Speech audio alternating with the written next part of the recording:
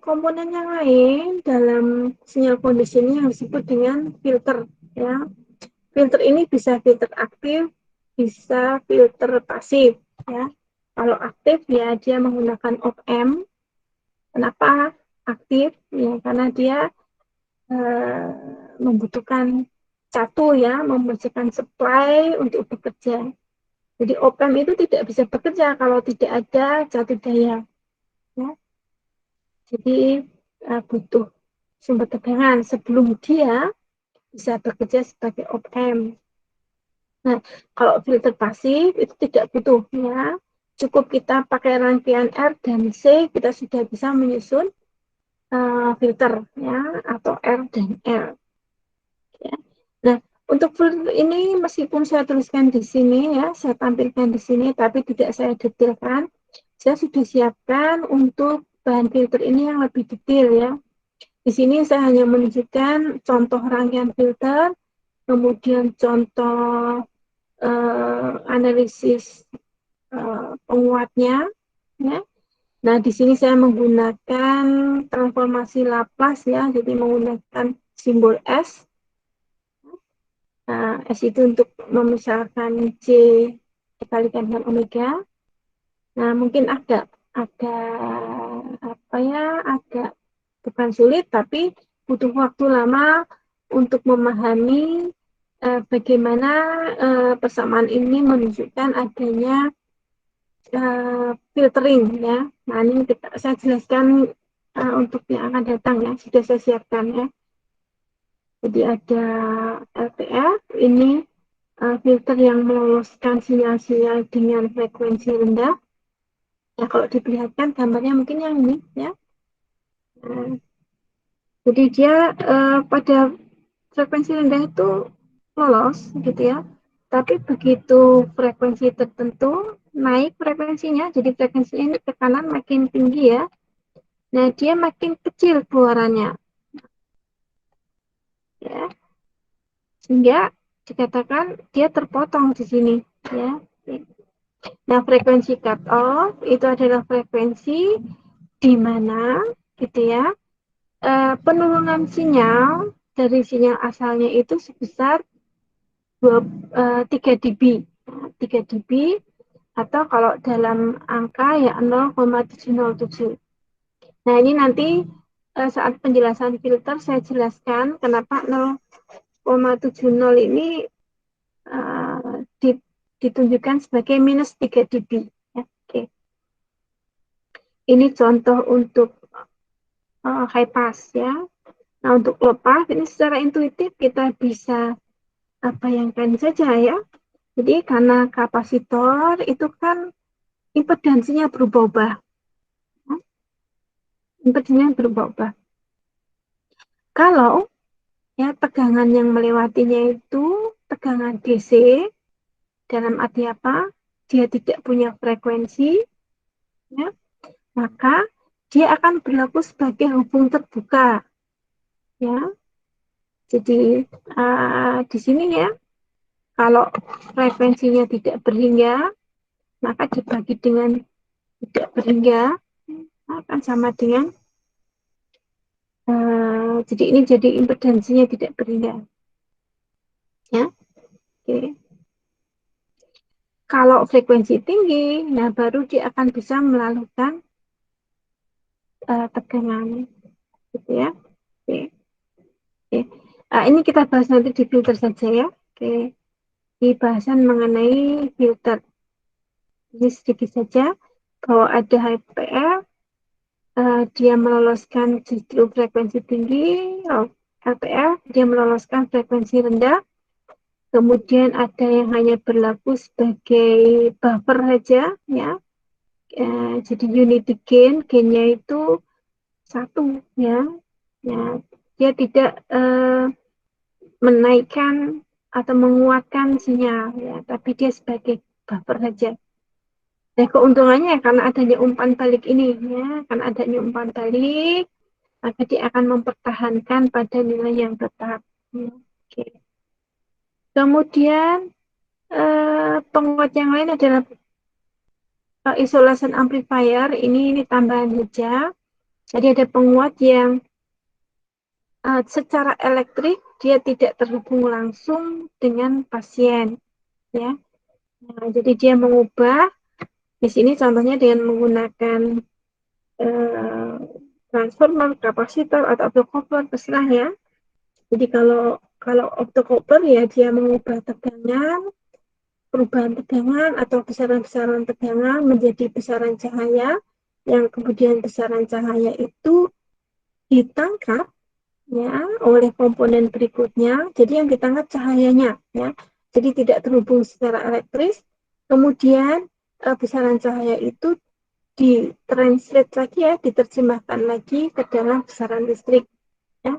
Jadi ini ada uh, isolation barrier ya, ada barrier isolator gitu ya, yang menyebabkan pasien itu tidak terhubung secara listrik ya. Oke. Ini contoh komponen optoisolator.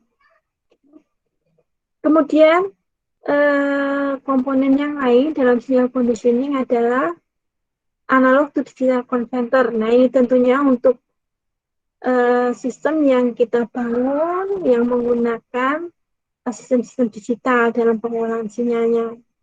Ya. Oke. Nah, beberapa atau 3 langkah penting mungkin ya, 3 langkah penting dalam kita mengubah dari analog ke digital. Pertama tentu saja kita diskretkan dulu. Ya, jadi sample and hold, kita sampel. Di sampel ini, proses sampling ini adalah proses mengubah dari continue ke dalam discrete. Nah, discrete ini belum langsung jadi analog, ya, karena amplitudenya bisa berapa saja nilainya. Nah, baru kemudian kita ubah menjadi digital. Ya. Jadi, misalkan dari 0 sampai 8 volt, kita sampel, hasilnya ada 0, kemudian setengah, 0,75, 1,2, kemudian 8,001, 7,001, dan seterusnya ya.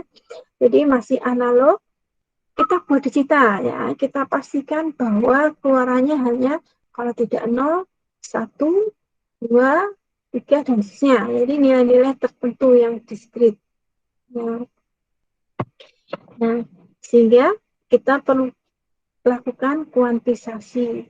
Ya, jadi analog yang nilainya tidak berhingga tadi kita buat berhingga. Ya. Jadi misalkan yang 1,2 kita ubah menjadi 1 ya. Yang 2,01 kita ubah menjadi 2 dan seterusnya. Itu yang disebut dengan proses kuantisasi ya. Di langkahnya pertama sampling. Sampling ini mengubah dari continue ke discrete.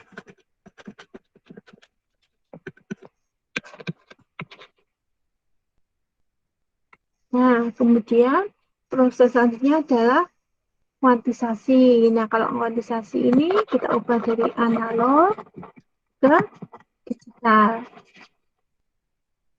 Nah, selanjutnya adalah pengkodean. Pengkodean ini kita nilai-nilai yang sudah ditetapkan tadi itu bagaimana hendak kita representasikan. Misalkan kita hendak menggunakan representasi angka-angka biner.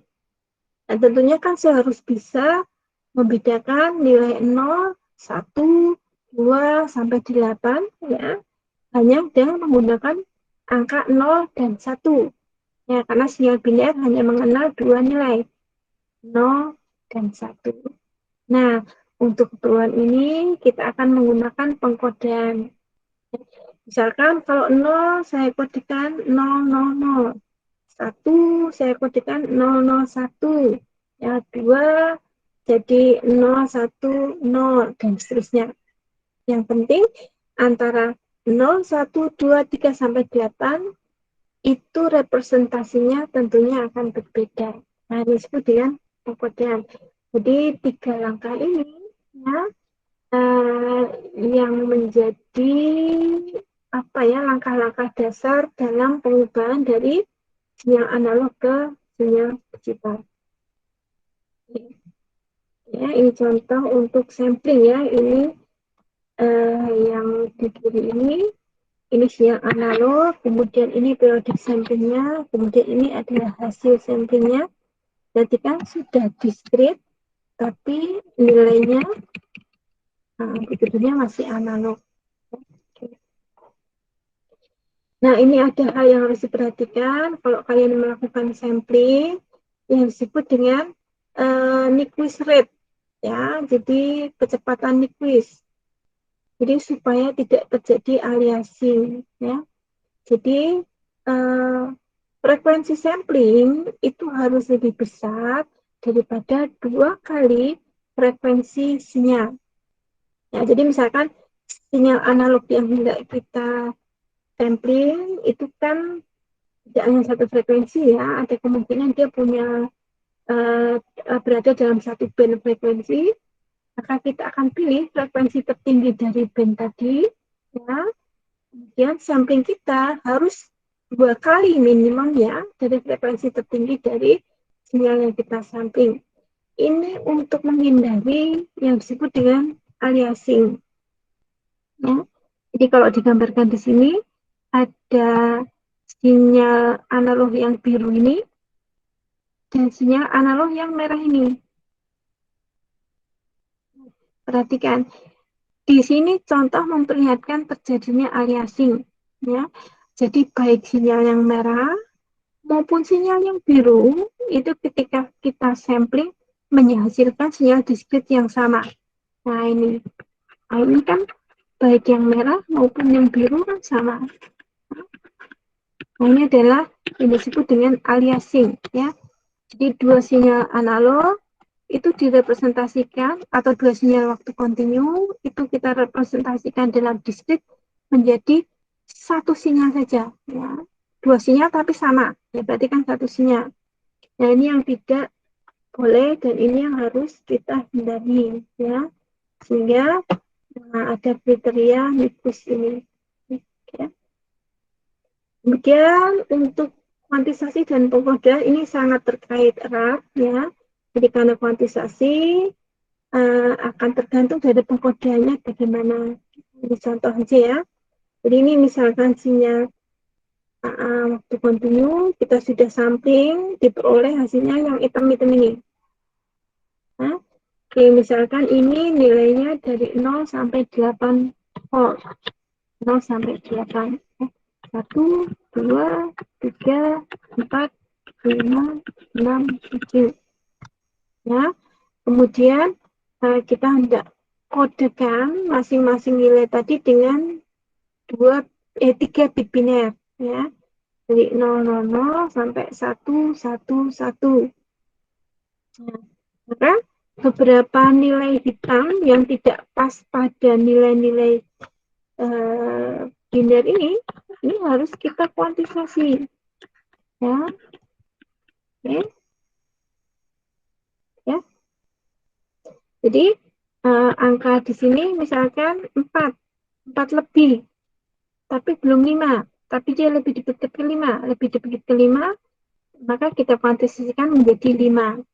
Nah, jadi sinyal yang ini kita kodekan menjadi 101. Nah, ini disebut dengan proses kuantisasi. Kemudian sinyal yang kedua, misalkan dia 6,9 volt. Nah, ini kita kuantisasi menjadi 110, ya, menjadi 7, ya, dan seterusnya, ya. Oke. Jadi inilah proses kuantisasi dan pengkodean. Saya pikir untuk resolusi dan seterusnya ini bisa dibahas, ya, kemudian atau bisa dibaca, ya, karena ini akan terkait dengan keperluannya apa kita melakukan proses analog digital converter tadi. Oke, jadi baik sampling, kuantisasi maupun pengkodean, tiga-tiganya akan mempengaruhi pada resolusi, ya, hasil dari konversi kita, ya, resolusinya apakah tinggi, apakah rendah. Oke. Oke. Ini baik, mungkin sampai di sini saja dulu ya, sudah jam 2. Ini untuk beberapa tipe adhesi konverter ini bisa dilihat, dibaca. Ini kan nanti tatarannya dalam praktik ya, jadi kan bisa memilih ya beberapa contoh ADC yang dipakai ya. Oke, Oke. Baik untuk hari ini. Apakah ada yang ingin ditanyakan?